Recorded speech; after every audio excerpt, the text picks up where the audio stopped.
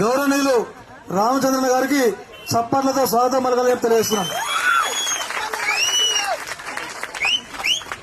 అన్నా రామచంద్రన్న, ఈ రోజు యాదలో గాని బీసీలో గాని ఒక అండ నీడ దండ ఉంది అని ఆంధ్రప్రదేశ్ లో ఉందంటే అది వినిపించే పేరు ఏదైనా ఉన్నది అంటే అది మన రామచంద్రన్న అని చెప్పి తెలియజేస్తున్నాం.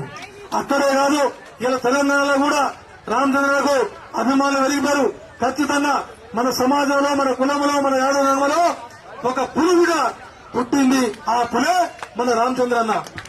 కాబట్టి సోదరులారా, ఇట్లాంటి నాయకుడిని కాపాడుకోవాలి, ఇట్లాంటి నాయకుడు అండగా ఉండాలి. రేపు రానున్న రోజుల్లో ఇదే పోరాటంతో ఆంధ్రప్రదేశ్ కు కాబోయే ముఖ్యమంత్రి అని తెలియజేస్తున్నాను. కాబట్టి సోదరులారా, అందరం ఏకమైతే పోయేదేం లేదు.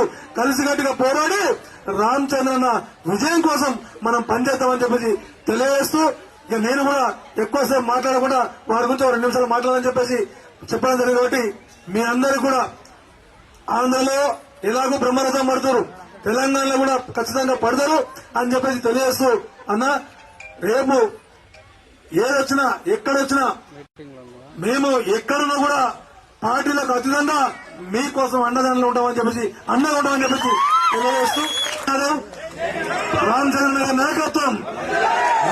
నాయకత్వం శ్రీనివాసులకు ఆత్మీయులకు అందరికీ పేరు పేరున దామోదరుడి రూపంలో మనం పూజలు చేస్తుంటాం. మరీ ముఖ్యంగా ఈ రోజు యొక్క విశిష్టత, ప్రాముఖ్యత ఏంటంటే పెద్దలందరూ కూడా దీన్ని ప్రత్యేకంగా ప్రణాళిక ప్రకారం ఈ రోజు ఈ కార్యక్రమం తలపెట్టారు, లేదా ఆదివారము సెలవు దినం వచ్చింది కాబట్టి ఈ రోజు అందరికీ అనుకూలంగా ఉంటుందనే ఆలోచనతో చేశారో నాకైతే తెలియదు. కానీ ఈ రోజుకి కార్తీక మాసం మొత్తం మీద తీసుకుంటే